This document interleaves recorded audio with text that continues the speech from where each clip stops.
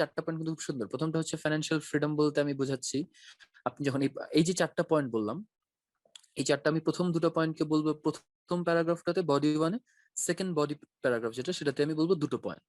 আমার চারটা পয়েন্ট হয়ে গেল এবং আমরা একটা করে এক্সাম্পল অ্যাড করে দিব। সাধারণত এক্সাম্পলটা অ্যাড করার ক্ষেত্রে আমি বলি যে আপনি প্যারাগ্রাফের শেষে অ্যাড করবেন। দ্যাট মিনস শেষের যে পয়েন্টটা আপনি ওভাবেই সাজিয়ে নেবেন যে শেষে যে পয়েন্টটা বলবো সেই পয়েন্টের সাথে আমি আমার এক্সাম্পলটা অ্যাটাচ করে দিব। আবার বডি টুতেও শেষের যে পয়েন্টটা বলবো সেটার সাথে অ্যাটাচ করে দিব। এখন যদি কারো মনে হয় যে না আমি একটা বডি প্যারাগ্রাফের প্রথম পয়েন্টের সাথে এক্সাম্পল অ্যাড করছি, ওকে ফাইন, নো প্রবলেম। এখানে ধরা বাঁধা কিছু নাই বা খুব রিজিড কোনো রুল নেই, ইটস অ্যাবসলিউটলি ফ্লেক্সিবল। আর আমি যেটা বলছি যে এটাই একমাত্র স্বতঃসিদ্ধ রুল বা এটাই একমাত্র লেখার ওয়ে এমনও না। অনেক রকমের লেখার ওয়ে আছে, আমি একটা জাস্ট সহজ বা যেটাকে মনে হয় যে আমরা খুব দ্রুত অ্যাডাপ্ট করতে পারি এরকম একটা জিনিস আপনাদেরকে আমি সামনে দাঁড় করাচ্ছি। ওকে, এই হলো আমাদের গেল রাইটিং টাস্কের এই পার্টটুকু, যে আমরা ইন্ট্রোডাকশনে কি বলবো এবং বডি প্যারাগ্রাফ গুলো কিভাবে সাজাবো। এই যে প্ল্যানিংটা বলেছিলাম, যে যে চারটা পয়েন্ট আপনি বের করলেন মাথা থেকে, আমরা কিন্তু চারটা না 5টা 6টা পয়েন্ট বের করলাম। যেমন এখানে একটা পয়েন্ট ছিল যে রিচ লাইফস্টাইল, আরেকজন বললো কমফোর্টেবল লিভিং। এই দুটোর মধ্যে কোনটা নিব? দেখেন, রিচ লাইফস্টাইল পয়েন্টটা কিন্তু ওইটার চেয়ে কমফোর্টেবল লিভিং পয়েন্ট একটু বেশি মানে যে লজিক্যাল সাউন্ড করছে বা বেটার সাউন্ড করছে, সো আমরা এটাকে পিক করলাম। দুটোই সেম জিনিস অলমোস্ট। তারপর আবার দেখলাম ফাইন্যান্সিয়াল সিকিউরিটি, ফিনান্সিয়াল ফ্রিডম, দুই জিনিস। আপনি যদি চান একটাকে হলো আপনি বলবেন ফিনান্সিয়াল ফ্রিডম, যেটা সেটাকে আপনি বলবেন যে আমার বিভিন্ন ওয়ান্ট বা নিড এটাকে কভার করছে ইনস্ট্যান্ট যেটা। আর ফাইন্যান্সিয়াল সিকিউরিটি যেটা বা সিকিউরিটি ফর ফিউচার বা সিকিউরড ফিউচার, এটার মানে কি যে আমার ভবিষ্যৎটা যেন ঠিক থাকে, সেজন্য এখনই টাকাগুলো থাকলে ভালো, আমি সেভ করতে পারছি বা আমার এজেট্রা এজেট্রা। সো এই যে টোটাল কাহিনীটা দেখেন, চারটা পয়েন্ট, আলাদা আলাদা চারটা পয়েন্ট আমি সুন্দর করে ডিসক্রাইব করে দেব। ফাইন, এটা গেল কমপ্লিটলি এগ্রি। এখন যারা কমপ্লিটলি ডিসএগ্রি করছেন যে না আমি বিগ স্যালারি চাই না, আমি হায়ার স্যালারি গুলোতে বেশি ফোকাস দিব, আপনার পয়েন্টটা ঠিক আছে, কিন্তু এটা মাথায় রাখেন যে সাধারণত হাই স্যালারির জবগুলোতে জব স্যাটিসফ্যাকশনের সাথে রিলেশনটা খুব রেয়ার। সব জায়গায় থাকবে এমন না, অনেক জায়গাতেই পাওয়া যায়, বাট সেটা খুব মানে কমপ্লিটলি হাই হাই লেভেলের জব, একদম টপ লেভেল।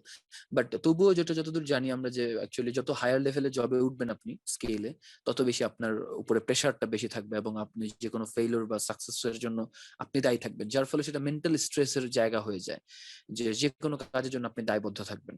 আপনি যত ছোট লেভেলে জব করবেন তত আপনার দায়বদ্ধতা কম, আপনার চাকরি যাওয়ার ভয় আছে, কিন্তু যারা টপ লেভেলে আছে অ্যানুয়াল মিটিং হলে তাদের জব চলে যাওয়ার চান্স বেশি।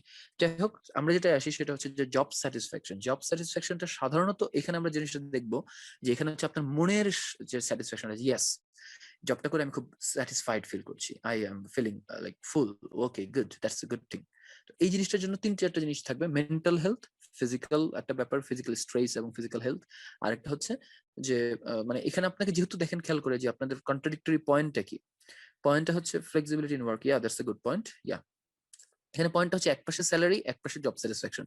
সো আপনাকে ধরেই নিতে হবে যে যেখানে জব স্যাটিসফ্যাকশনের কথাটা বললো সেখানে আসলে স্যালারির জায়গাটা একটু কম কম হচ্ছে, মানে ওদের পয়েন্ট অফ ভিউটা কিন্তু এরকম, আপনার যে কোশ্চেন করেছেন। সো আপনাকে ওইটা ভাবে মাথায় সেট নিয়ে যাচ্ছে, ঠিক আছে জব স্যাটিসফ্যাকশন নিয়ে বলবো, যেটা অ্যাকচুয়ালি বলবো যে হাই স্যালারি না হলেও আমার সমস্যা নেই, আমি এই টাইপের জব করতে রাজি। যাই হোক, সবার পয়েন্টগুলো খুবই ভালো, থ্যাংক ইউ। এই পয়েন্টগুলো গুছিয়ে গুছিয়ে লিখলেই হয়ে যাবে। চারটা পয়েন্ট দেখতে পাচ্ছি যে আমাদের যারা জব স্যাটিসফ্যাকশন তাদের এতগুলো পয়েন্ট, যারা হাই স্যালারি তাদের এতগুলো পয়েন্ট। এখন এই পয়েন্টগুলো থেকে আমরা পিক আপ করবো দুটো পয়েন্ট করে। দুটো পয়েন্ট থাকবে আমার হচ্ছে হাই স্যালারির জন্য, দুটো পয়েন্ট থাকবে আমার হচ্ছে জব স্যাটিসফ্যাকশনের জন্য, ব্যাস। আর সঙ্গে একটা করে এক্সাম্পল, আমার স্ট্রাকচার হয়ে গেল। সো আমি যদি একটুখানি আপনাদেরকে দেখাই, সেটা হচ্ছে যে ওদের রাইটিং স্যাম্পলটা কেমন ছিল। ওদের রাইটিং স্যাম্পলটা খুব বেশি মাত্রায় সহজ ছিল। তারা যদিও এখানে বলছে ফুল ব্যান্ড 9, আমার মতে এই স্কোরটা ব্যান্ড 9 হওয়ার কথা না, কারণ এটার ইন্ট্রোডাকশনটা আমার মন মতো হয়নি। ইন্ট্রোডাকশনটা আরো বেটার হওয়া দরকার। সো এই ইন্ট্রোডাকশনটা আমরা ফলো করবো না, কিন্তু কেউ যদি বলেন যে ভাই আমার 6 দরকার বা 6.5 দরকার, সেই ক্ষেত্রে এই ওভারঅল এসেটা খারাপ না, ভালো, ঠিক আছে। কিন্তু আমাদের টার্গেট থাকবে যেন আমাদের স্কোরটা অন্তত 7.5 বা 8 লেভেলে হয়। হুম, তো সেটা থাকলে যেটা হবে যে যদি তারপর আমাদের ভুলযুক্ত থাকবে গ্রামাটিক্যাল মিস্টেক বা এটা সেটা হলেও যেন আমাদের কেটে কম আসে। ওকে, ইন্ট্রোডাকশন একটা paragraph, body 1, body 2, then conclusion. এটা আমি এই জন্যই দিয়েছি যে স্যাম্পলটা খুব সুন্দর একটা স্যাম্পল, যেখানে বোঝা যাচ্ছে যে প্যারাগ্রাফ গুলোর সাইজ গুলো কেমন হওয়া উচিত। আপনার বডি 1 এবং বডি 2 যেন কম্পারেটিভলি ইন্ট্রোডাকশন এবং কনক্লুশনের চেয়ে বড় থাকে, ঠিক আছে। এবং ওদের এখানে জিনিসটা যেটা দেখার মতো সেটা হচ্ছে সেকেন্ড সেন্টেন্স দেখেন ইন্ট্রোডাকশনে। প্রথম সেন্টেন্স যেটা সেটা হচ্ছে it is often argued that it is more advantageous to choose a job with high wage even if it doesn't appeal to you at all. ওকে, এটা হচ্ছে প্যারাফ্রেজ করলো। ইট ইজ অফেন আর্গুড দ্যাট, এই লাইনটা মাথায় রাখবেন বা আপনারা সেভ করে রাখতে পারেন। আমরা যেমন রাইটিং টেস্ট 1 এর জন্য শিখেছিলাম যে একটা খুব কমন ওয়ার্ড ইলাস্ট্রেট, যে ভাই অ্যান্সারটা মোটামুটি আমরা সবাই শুরু করব ইলাস্ট্রেট দিয়ে, দিস চার্ট ইলাস্ট্রেট বা সামথিং সামথিং এরকম ইলাস্ট্রেট শব্দটা ইউজ করার কথা। তো তেমনি ভাবে রাইটিং টেস্ট 2 এর জন্য যদি কোনো কেউ বলেন যে ভাই আমাকে একটা ওয়ার্ড বলে দেন বা একটা ফ্রেজ বলে দেন যেটা সবসময় আমি ইউজ করতে পারবো বা একদম রাফ অ্যান্ড টাফ মানে হয়ে যাবে, ঠিক আছে? সো সেরকম যদি বলি তাহলে সেটা হচ্ছে ইট ইজ অফেন আর্গুড দ্যাট। এই লাইনটা, এই ফ্রেজটা খুব ইম্পর্টেন্ট, আপনি চাইলে এটাই ইউজ করতে পারেন। মোটামুটি প্রায় সবটার জন্য এটাই চলবে, প্রযোজ্য।